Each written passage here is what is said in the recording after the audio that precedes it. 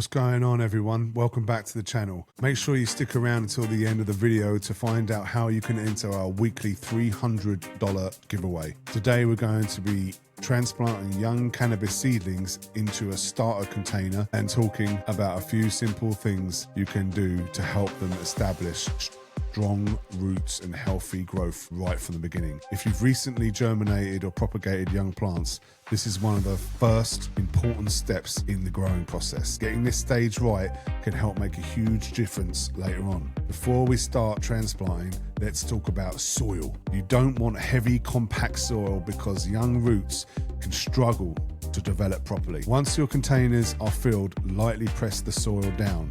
You don't need to pack it tightly. The roots need access to both water and oxygen, so keep the soil loose helps encourage healthy root development. Now let's bring our seedlings over. These plants are still very young. We want to handle them very carefully. Try to avoid squeezing the stem or damaging the root zone during transplanting. If possible, handle the plant by the leaves rather than the stem. The leaves can recover from minor damage more easily than the main stem can. Once the seedling is in place, gently feel around the root ball and lightly firm the soil.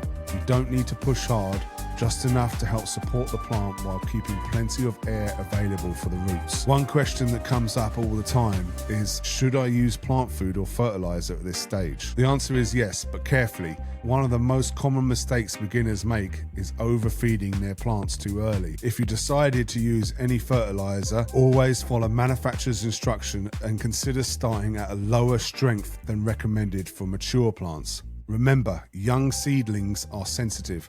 Too much fertilizer can stress the roots, slow down growth instead of helping it. Now let's talk about watering. This is probably the biggest mistake new growers make. When plants are small, people often think they need lots of water, but overwatering can be just as harmful as underwatering. The goal is moist soil, not soaking wet soil. After transplanting, give your plants enough water to settle the soil around the roots. Then allow the growing medium to begin drying slightly before watering again. If you're using any type of fertilizer or plant food, ensure you're paying extra attention to watering. Young plants can become stressed if nutrients levels build up too quickly around the roots. Proper watering helps distribute nutrients more evenly and reduces the risk of shocking the plant during these early stages. Your seedlings should spend the next couple of weeks focusing on root development.